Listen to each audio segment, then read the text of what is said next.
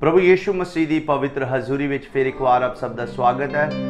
प्रभु का धन्यवाद करते हैं अज के पवित्र समय के लिए। प्रभु ने फिर एक बार समय दिता कि असी प्रभु के पवित्र चरणों में बैठ के प्रभु के वचन से मनन कर सकीए।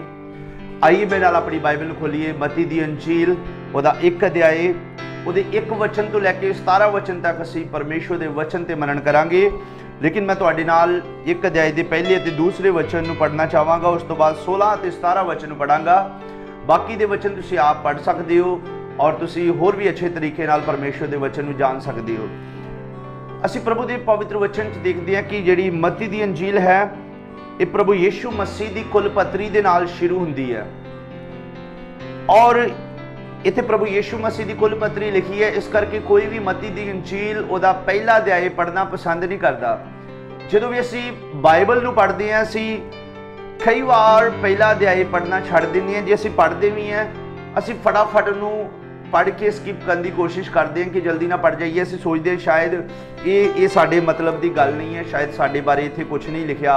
लेकिन मेरे भैन ते भरावो, प्रभु के अजीज लोगों, मैं तुहानूं अज दसना चाहांगा कि जे मत्ती दी अंजील विच पहले अध्याय तो लैके 17 वचन तक जे असी इनू समझ नहीं सके तो असी बाइबल नूं कदे भी समझ नहीं पावांगे।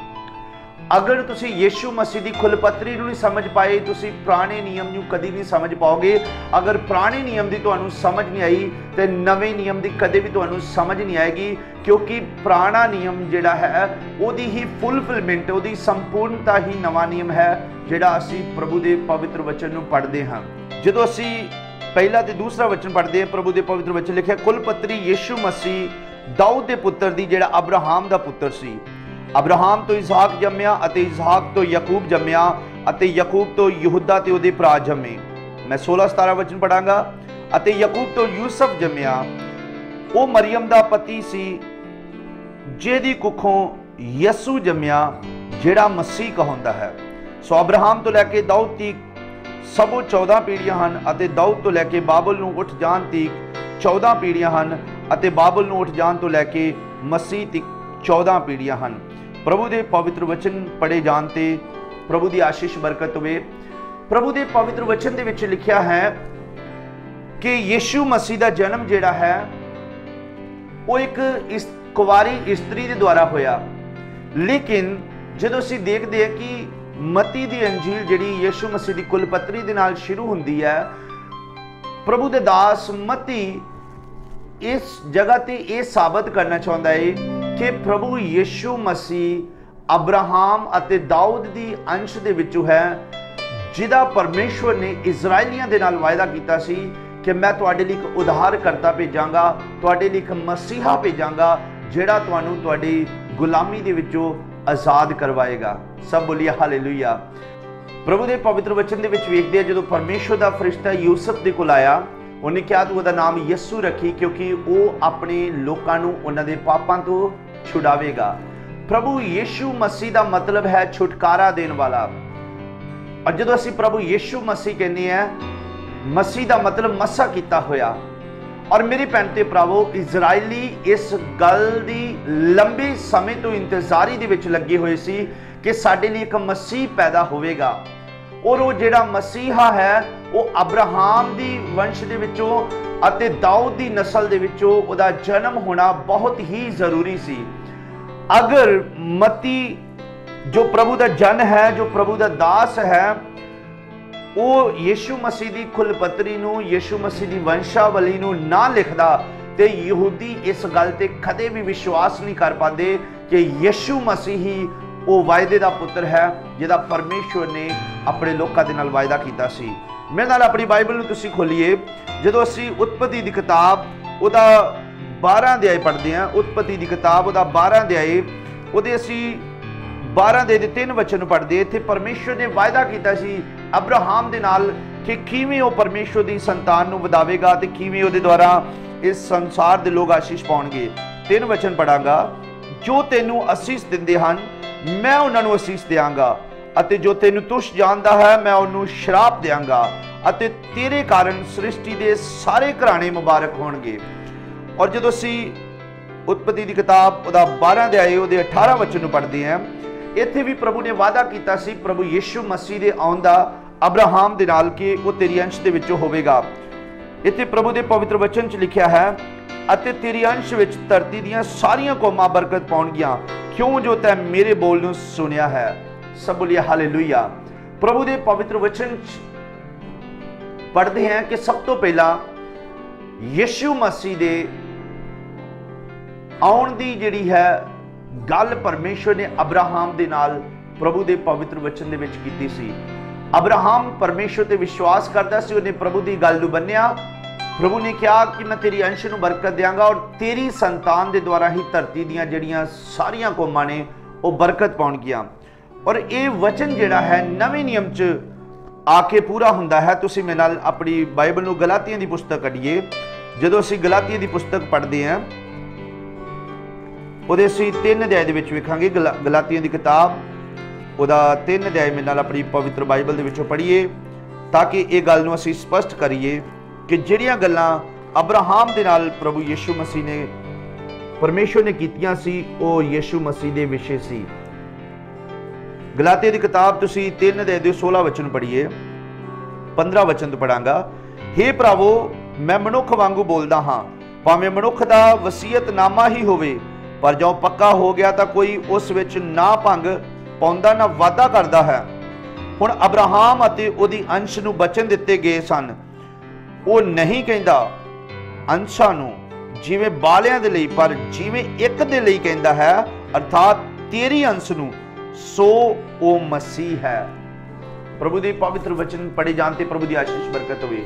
इत्थे खुदावंद दे वचन च लिखिया है जिहड़ा वायदा परमेश्वर ने अब्राहम दे नाल कीता सी वो प्रभु यीशु मसीह दे बारे कीता सी कि मैं तेरी अंश नूं बरकत देंगा और तेरी अंश दे द्वारा ही ये संसार दीयां सारियां कौमां जिहड़ियां बरकत पाउणगीਆਂ।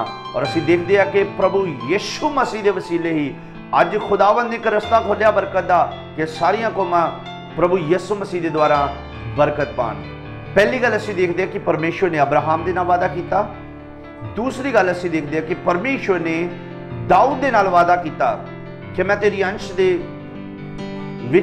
विचों ही तेरी नस्ल दे विचों ही एक ऐसा राज कायम करांगा जिहदा कदी अंत नहीं होवेगा। तुसीं मेरे नाल अपनी बाइबल नूं दूसरा सैमुअल पवित्र बाइबल दे विच दूसरा सैमुअल दा 7 अध्याय ओदा 12 वचन मेरे नाल खोलीए। दूसरा सैमुअल दी किताब ओदा 7 अध्याय ओदे 12 वचन नूं असीं प्रभु दे पवित्र वचन च पढ़ांगे। अते जद तेरे दिन पूरे होणगे अते तू अपने प्यो दादियां दे नाल सौ रहेगा तां मैं तेरे पिछों तेरी संतान नूं जो तेरे तुखम तो होवेगी खलियारांगा अते ओदे राज नूं पक्का करांगा। सब बोलिए हालेलुया।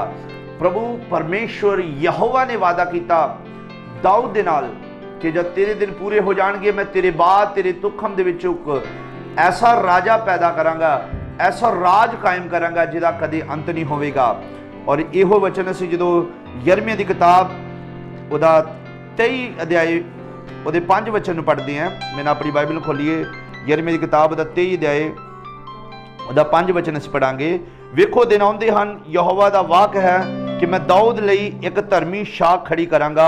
ਉਹ ਰਾਜਾ ਹੋ ਕੇ ਰਾਜ ਕਰੇਗਾ ਅਤੇ ਉਹ ਬੁੱਧਵਾਨ ਹੋਵੇਗਾ ਅਤੇ ਦੇਸ਼ ਵਿੱਚ ਇਨਸਾਫ ਅਤੇ ਧਰਮ ਦੇ ਕੰਮ ਕਰੇਗਾ। ਹੁਣ ਪ੍ਰਭੂ ਦੇ ਪਵਿੱਤਰ ਵਚਨ 'ਚ ਲਿਖਿਆ ਹੈ, ਪ੍ਰਭੂ ਨੇ ਕਿਹਾ मैं दाऊद ਲਈ ਇੱਕ ਧਰਮੀ ਸ਼ਾਖ ਖੜੀ ਕਰਾਂਗਾ। जानी कि मैं दाऊद दे राज दा, दाऊद दे घराने दा राज कदे खत्म नहीं होने देवांगा। मैं दाऊद दी शाख नूं खत्म नहीं होने देवांगा।